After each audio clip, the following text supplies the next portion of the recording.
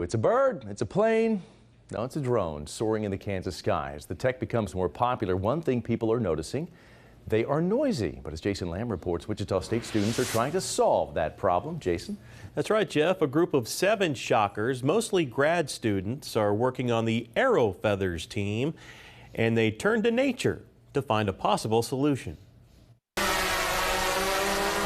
Drones have become a necessary tool in the TV news gathering business. They're also used for network sporting events, surveillance, surveying, real estate photography, and much more. One major problem that we have in aerospace is making drones quieter. So we figured one way to make drones quieter is to look to nature, look to the owl, because that's obviously a well-known quiet animal, and find a way to be able to replicate what makes an owl so quiet and create drone propeller blades that are able to make drones quieter as a result. The idea of the project was born last semester when the group of students formed the Mad Lab Innovation Club. One of the competitions they stumbled upon was the NASA University Student Research Challenge. And so what we found is that there's really 3 main parts of the owl feather that make it quiet that we try to replicate. Yep, these 3 right here. A soft velvety coat. On the leading edge we have thick comb-like serrations. And then on the trailing edge, we have these really thin, flexible fibers that kind of feel like human hair or bristles, if you will.